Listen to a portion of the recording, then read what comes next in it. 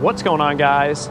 Welcome to Pensacola Beach. In this video, we're going to talk about what it would be like to actually live here in Pensacola Beach, or own an investment or vacation property here, or even just visit for that matter. I want to hopefully give you guys a little bit of insight and kind of inform you on what it's like to live here, to enjoy it here, and just what Pensacola Beach is all about. So let's go ahead and jump right into it.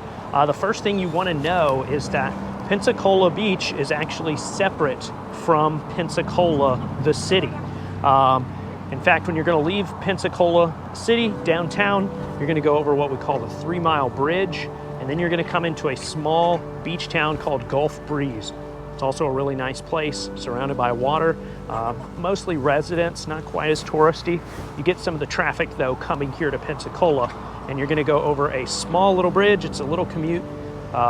And then you're going to find yourself in Pensacola Beach. There is a toll to enter, small toll. It's only one way, so leaving, you're not going to pay that toll. And so from downtown to Pensacola, you're going to be looking at like maybe 15 minutes. On the weekends and the summers, that can go up for sure. It could be 20, 25 minutes, but it's not that far away, but it is very separate. It is completely disconnected. So there's a kind of common misconception, but Pensacola Beach is its own entity.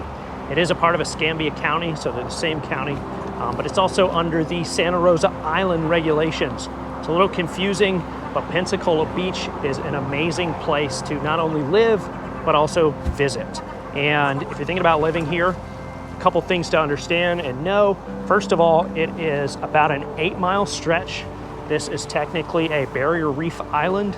You're surrounded by water. You have the Gulf of Mexico, and then on the other side, we have what we call the sound side.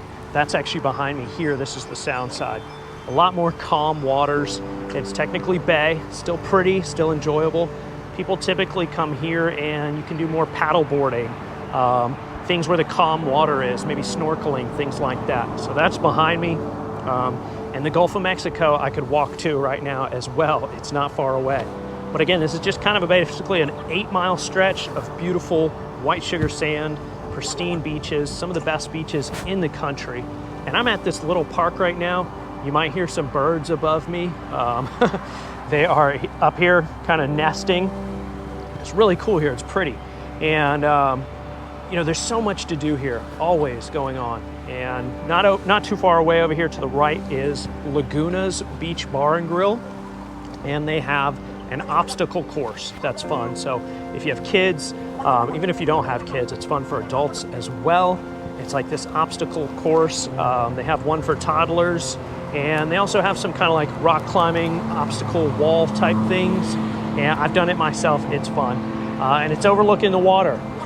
They also have drinks, they have food, and they have go-karts. So that in itself can keep you occupied for a few hours. We also have UFOs, mini putt-putt golf, and it's actually named after the kind of infamous UFO sightings in the late 80s in Gulf Breeze. There was a guy named Ed Walters who claimed to have seen these UFOs, and he took pictures of them. Super controversial. It was even on Oprah and stuff like that. I recently kind of read about it and watched a documentary. It was fascinating.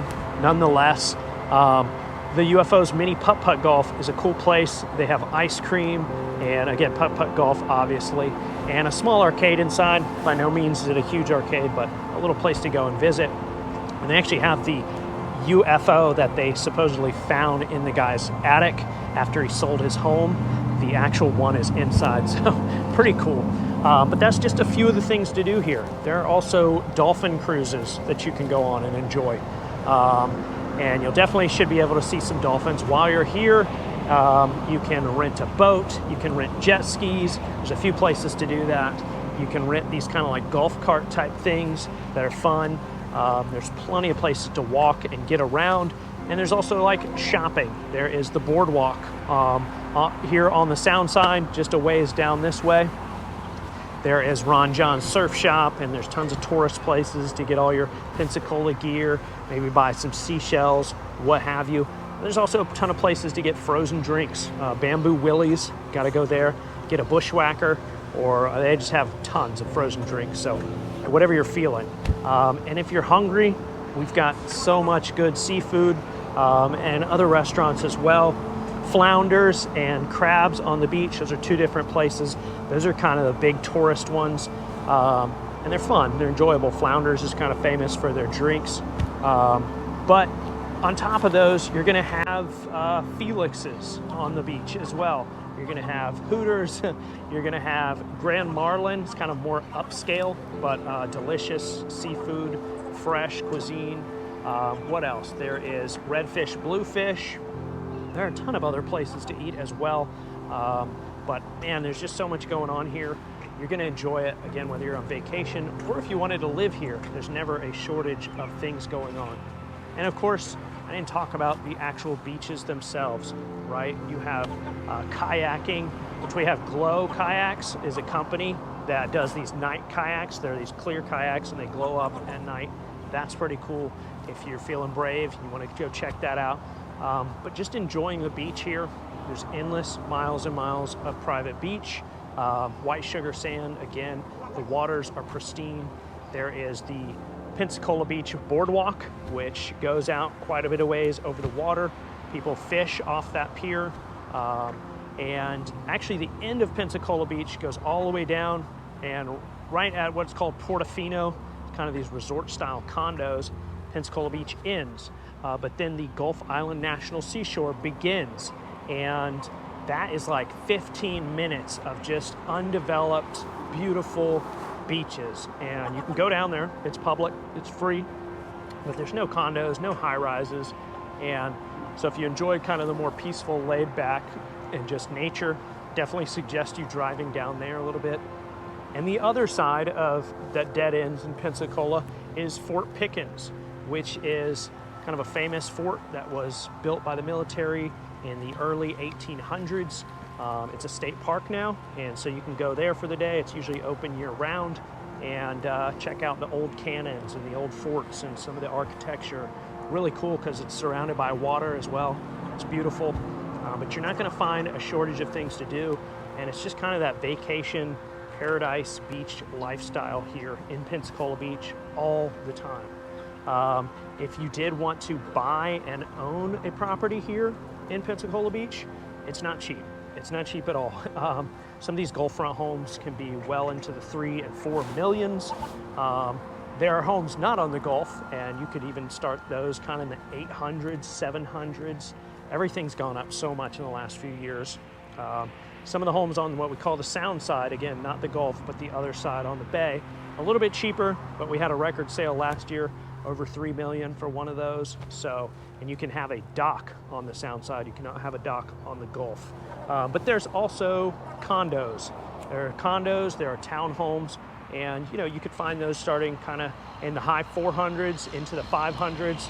Again, this is getting harder and harder to find. But typically in the 600s and 700s, you're gonna have more options.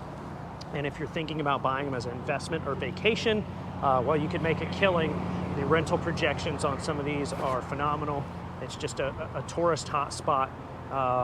And you have the peak months, right, where everything is busy here, traffic, tourism, etc. Summers and spring breaks, obviously. We don't have kind of as much of the college spring break. I mean, it has gotten more and more so in the last few years, but it's not overly like that because there's not like clubs here, so but if you lived here, that's something you just want to keep in mind. The winters here are really nice. They're much more laid back. I'm here right now just a little bit after spring break and before summer, so it's not too bad right now. I mean, there's always people year round, but if you wanted to live in Pensacola Beach, it'd be an experience unlike anything else. It's the flip-flop lifestyle, fun in the sun, year round, and I want you guys to enjoy Pensacola Beach, kind of see it through my eyes, and I've given my best interpretation. If you are thinking about living here or interested in buying an investment or vacation property, feel free to reach out. My name's Levi Fortner. I'm actually a realtor here, and I run a small team on what we call the Emerald Coast. Give me a call, text, or an email. I'd be happy to get you a deal, get you some virtual tours or rental projections. And if you like this video, do me a favor, subscribe to the channel, and I hope to see you guys soon. Take care.